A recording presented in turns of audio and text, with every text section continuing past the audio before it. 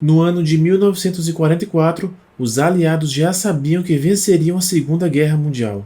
Tendo desembarcado com sucesso na Sicília no ano anterior, suas tropas agora avançavam pela bota italiana, enquanto a leste, os soviéticos continuavam a empurrar os alemães de volta a seu território.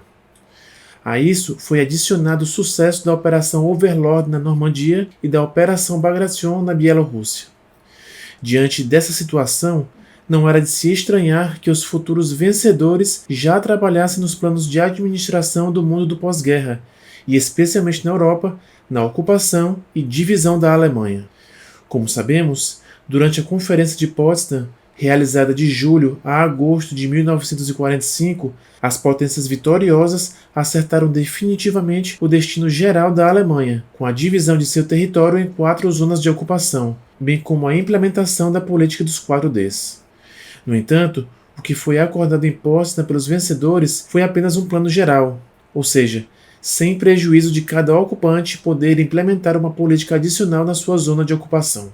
Os americanos, como líderes da parte ocidental da Alemanha, introduziram o famoso Plano Marshall, que foi a iniciativa dos Estados Unidos, promulgada em 1948, para fornecer ajuda econômica a toda a Europa Ocidental, mas especialmente à Alemanha, o que acabaria por ajudá-la a reconstruir e modernizar sua indústria. Dentre outras razões, o Plano Marshall foi concebido como resposta do Ocidente para impedir a propagação do comunismo pela Europa.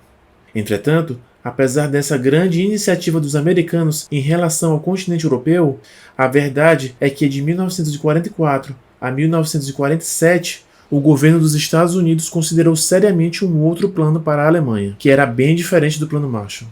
Esse plano foi gerado na mente do secretário do Tesouro dos Estados Unidos, Henry Morgenthau.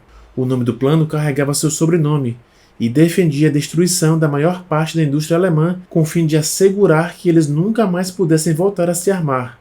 E nas palavras extraídas de um memorando elaborado por Churchill, se previa com este plano fazer da Alemanha um país de caráter principalmente agrícola e pastoril. O que era realmente o Plano Morgenthau? Quem o apoiou e quais foram as mudanças que ele procurou implementar na Alemanha? No vídeo de hoje, conheceremos uma das histórias mais polêmicas da política e da diplomacia americana. Para apresentá-la, levaremos em conta principalmente 3 personagens: Henry Stimson, secretário de guerra, Cordell Hull, secretário de Estado, e Henry Morgenthau, secretário do Tesouro. Esse é o Mini Docs na Segunda Guerra. Sejam todos bem-vindos.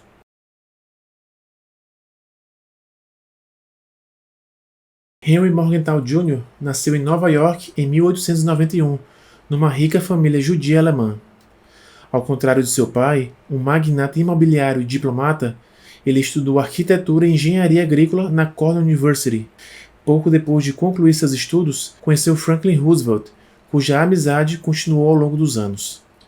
Em 1929, Roosevelt, como governador de Nova York, nomeou Morgenthau presidente do Comitê Consultivo Agrícola do Estado de Nova York e da Comissão de Conservação do Estado. Seu relacionamento com o governador continuou, e quando este se tornou presidente em 1933, o escolheu para assumir o cargo de secretário do Tesouro em 1934, cargo que ocuparia por mais de 10 anos. Seu mandato como secretário se concentrou na luta contra o crime organizado e a corrupção do governo, bem como em esforços para reduzir a dívida nacional. Entretanto, Morgenthau não havia esquecido suas origens.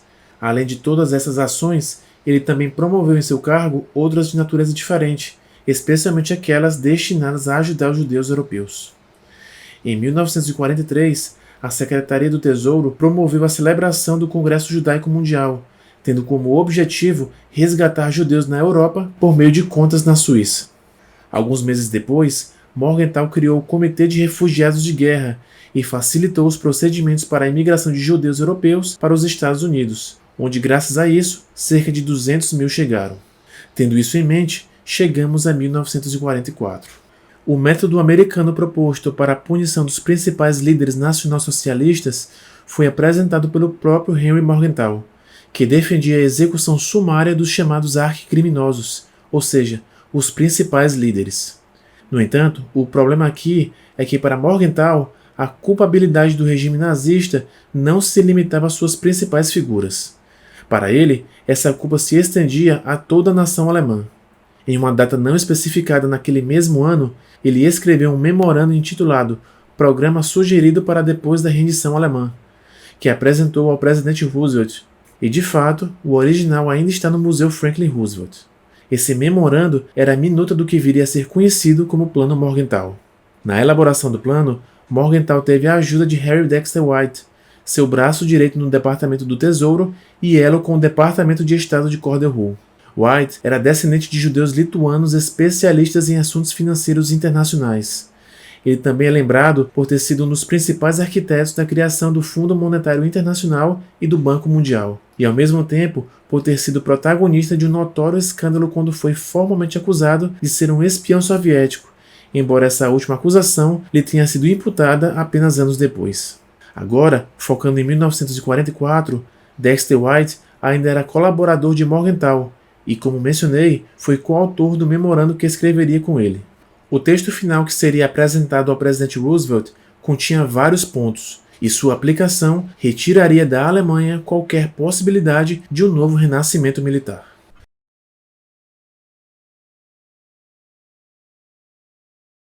Em primeiro lugar, o Plano Morgenthau propunha sua desmilitarização completa e no menor tempo possível, uma vez assinada sua capitulação. O plano implicava a destruição de todo o seu arsenal e fábricas de armas, incluindo as auxiliares. A bacia do Ruhr e seus arredores, considerando a rica região da Renânia com os territórios ao norte do canal de Kiel, seriam as áreas mais afetadas, já que ali se concentrava o coração industrial alemão. Concretamente, preconizou-se o seu desmantelamento total no prazo estimado de 6 meses, apreendendo a maquinaria a título de indenização e demolindo aquilo que restasse uma vez expirado esse prazo.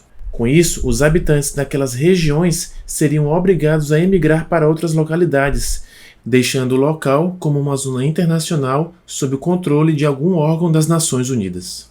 Como fica claro por essa ideia, entendemos que não haveria compensação econômica como tal. Essa medida fazia parte, no entanto, de um plano de reparação de guerra que incluía tanto o confisco de bens alemães quanto a previsão de trabalhos forçados para qualquer cidadão desse país. Quanto à sua divisão, o Plano Morgenthau previa o particionamento da Alemanha, de modo que áreas como o Ruhr e o Canal de Kiel seriam cedidas às Nações Unidas, enquanto a Alta Silésia e 2/3 da Prússia Oriental seriam entregues à Polônia e o outro terço iria para a União Soviética, embora essa última entrega tenha acontecido de qualquer maneira. Ademais, na fronteira ocidental, a Dinamarca anexaria o sul da Jutlândia, enquanto a França faria o mesmo com Saar e os territórios adjacentes delimitados pelos rios Reno e Meuse. O resto do país seria dividido em metades autônomas e independentes, uma ao sul, formada pelas regiões da Baviera, Württemberg, Baden e vários estados menores, e outra ao norte, formada pela Saxônia, Turíngia e áreas da Prússia que os poloneses e soviéticos não haviam dividido, e que teria uma união aduaneira com a Áustria, segundo as fronteiras anteriores a 1938. As drásticas medidas planejadas por Morgenthau visavam impedir uma reconstrução da Alemanha como nação, contrariando o que o secretário de Estado, Cordell-Hull, projetava, que era melhorar a economia dos alemães, colaborando com empresários dos Estados Unidos, para que em um período de tempo razoável eles pudessem começar a pagar as reparações de guerra. Em contrapartida a Hull, Morgenthau tinha uma visão diferente. Ele acreditava que os alemães deveriam apenas ser alimentados 3 vezes ao dia com a sopa destinada ao exército, e assim lembrar dessa experiência pelo resto de suas vidas. Ou então voltariam aos velhos hábitos e começariam uma nova luta na década seguinte. Devido às discordâncias entre Hull e Morgenthau, Roosevelt criou um comitê que incluía, além dos 2 primeiros, Henry Stimson, secretário de guerra, com todavia Morgenthau sendo nomeado para chefiar tal comitê. Teoricamente, os 3 homens deveriam trabalhar conjuntamente para definir um plano concreto para a Alemanha, embora, na prática, cada um tivesse sua própria visão imutável e não apenas fossem incapazes de colaborar entre si, mas também escrevessem seus próprios memorandos.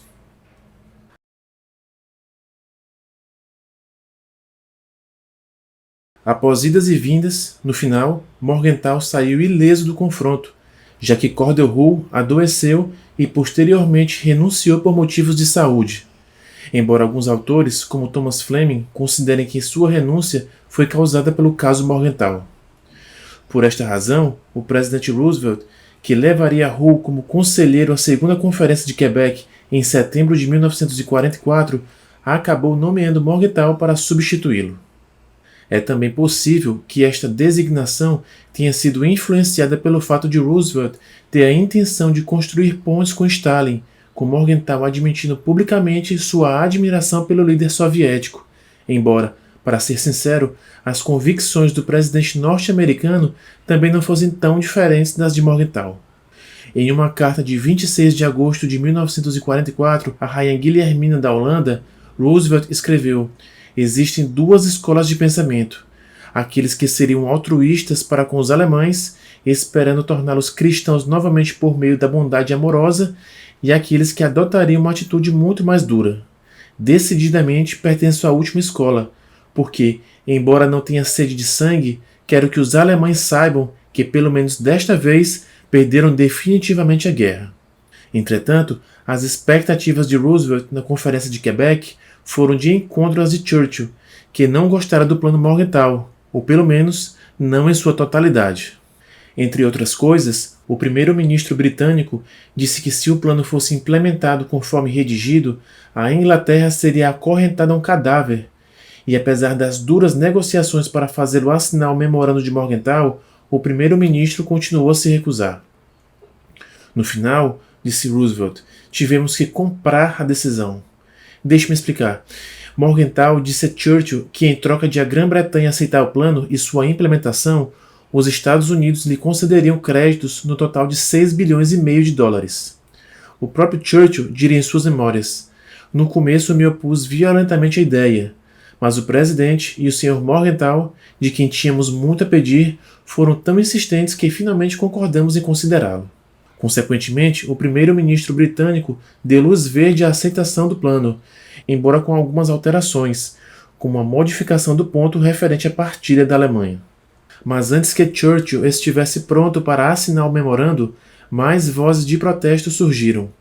Anthony Eden, ministro das Relações Exteriores e membro da delegação britânica, se manifestou abertamente contra o plano, enquanto Cordell Hull passou a alertar que a implementação do plano Morgenthau condenaria os alemães a viverem exclusivamente no campo, transformando-o em um estado agrário, o que acarretaria a morte por fome de 40% de sua população.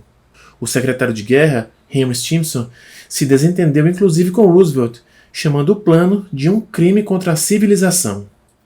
A esse respeito, autores como Frédéric Garreau sugerem que o presidente não estava totalmente ciente da verdadeira natureza e impacto que o plano Morgenthau teria. As coisas piorariam em setembro, quando alguém do Departamento do Tesouro, com acesso ao memorando, o vazou à imprensa, e o jornalista Drew Pearson o publicou no dia 21 daquele mês, embora com a ideia de que, ao divulgá-lo, o plano obteria o apoio do público americano. No entanto, a jogada deu errado, e podemos considerar esse fato como o grande ponto de inflexão da história. Rapidamente, jornais como o The Wall Street Journal ou o New York Times criticaram fortemente o presidente e o secretário Morgenthau, alertando que este projeto faria com que a Alemanha não se rendesse, mas resistisse até o fim, sabendo que agora a alternativa que os aliados tinham para eles seria ou a destruição ou a morte. A notícia acabou chegando aos ouvidos de Joseph Goebbels, que aproveitou a oportunidade para escrever em seu diário: o plano Morgenthau transformará a Alemanha em uma plantação de batatas. Até mesmo alguns militares americanos manifestaram-se contra o plano. Os generais George Marshall e Omar Bradley reclamaram que o inimigo havia redobrado seus esforços e a notícia do plano Morgenthau lhes custou 30 divisões em Arnhem.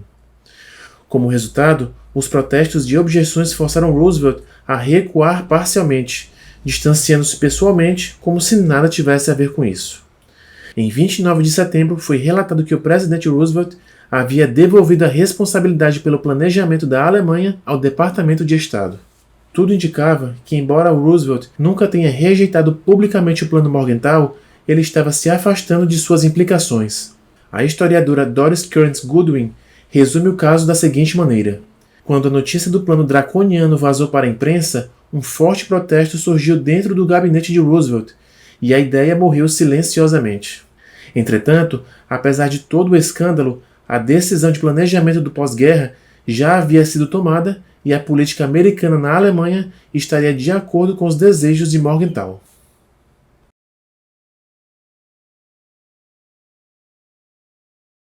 Em abril de 1945, o presidente Roosevelt faleceu e foi sucedido por seu vice-presidente Harry Truman, sob cujo mandato a Segunda Guerra Mundial terminou. A princípio, Truman seguiu a linha de Roosevelt, aprovando a Diretiva 1067 do Estado-Maior Conjunto, que ordenava que as forças de ocupação americanas na Alemanha não dessem nenhum passo em direção à reabilitação econômica da Alemanha, ou quaisquer outras medidas destinadas a manter ou fortalecer a economia alemã, seguindo em grande parte as disposições do Plano Morgenthau. Ao mesmo tempo, algumas instalações industriais foram desmanteladas. Conforme acordado na Conferência de Potsdam, os alemães não teriam um padrão de vida mais alto do que os outros europeus, apesar de os especialistas nomeados para a ocupação insistirem que tal medida significaria morte para milhões de civis. Mas o problema acabou sendo maior. Como é sabido, a Alemanha era uma nação altamente industrializada, considerada o motor do continente europeu, e a ideia de condená-la à pobreza, isto é, torná-la um estado agrícola, arrastaria consigo outros países, atrasando assim a recuperação de todo o continente. Em relação a esse ponto, destacam-se duas opiniões. A Alemanha é um país carente em produtos alimentares e é duvidoso que um plano para torná-la predominantemente agrícola possa ser posto em prática sem implicar a morte ou emigração de milhões de alemães. Além disso, a Alemanha é um grande produtor de algumas matérias-primas para a Europa como um todo, sem contar o grande número de produtos industriais que normalmente exporta. De sua parte, Henry Stimson observou que os produtos da indústria e do comércio alemães eram necessários para a reconstrução da Europa, particularmente o ferro e o aço do Ruhr. Acrescenta-se a isso o fato de que, no contexto de uma nascente Guerra Fria, a aplicação do Plano Morgenthau representava o perigo de que os alemães se inclinassem para o comunismo. Por tudo isto, e depois de quase 2 anos de dura política, decidiu-se finalmente mudar. O anúncio seria feito pelo novo secretário de Estado, James Burns, durante um discurso realizado em Stuttgart, em setembro de 1946. Sob o título Repensar a Política para a Alemanha, o plano é mais lembrado com o nome Discurso da Esperança, pois punha fim ao Plano Morgenthau e abria as portas para um tempo de cooperação e reconstrução que tomaria forma no famoso Plano Marshall. O presidente Harry Truman substituiu a Diretiva 1067 pela 1779, de 11 de julho de 1947, que agora afirmava que uma Europa próspera e ordenada requer as contribuições econômicas de uma Alemanha estável e produtiva. Com essa mudança, os funcionários do Departamento do Tesouro, que já se encontravam na Alemanha fiscalizando o cumprimento do Plano Morgenthau, apelidados de As Crianças de Morgenthau, acabaram por demitir-se em massa, embora antes de partir tenham cumprido uma última tarefa. Certificaram-se de afundar o que restava do sistema bancário alemão, cortando o fluxo de crédito entre bancos e limitando-os apenas a financiamentos de curto prazo, impedindo assim a reabilitação da indústria alemã e com efeitos adversos imediatos na economia da zona de ocupação americana. No entanto, com a introdução da reforma monetária de 1948, prevista pelo Plano Marshall, a Alemanha finalmente conseguiu uma recuperação impressionante, que mais tarde ficaria conhecida como o Milagre Econômico Alemão. E o que aconteceu com Henry Morgenthau? No outono de 1945, ele havia publicado o livro intitulado A Alemanha é Nosso Problema, no qual explicava os detalhes de seu plano e do qual o general Eisenhower, governador militar da zona ocupada dos Estados Unidos, havia distribuído 1000 exemplares deste livro entre seus oficiais, o que, para o biógrafo de Eisenhower, Stephen Ambrose, sugeriu que o general apoiava implicitamente o plano. Morgenthau foi substituído pelo coronel Bernard Bernstein em junho de 1945, que se encarregou de defender o plano durante os 2 anos em que tentou aplicá-lo.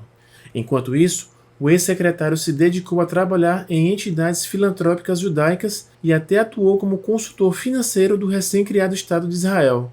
Anos depois, faleceu na cidade de Poughkeepsie, no estado de Nova York, em 1967.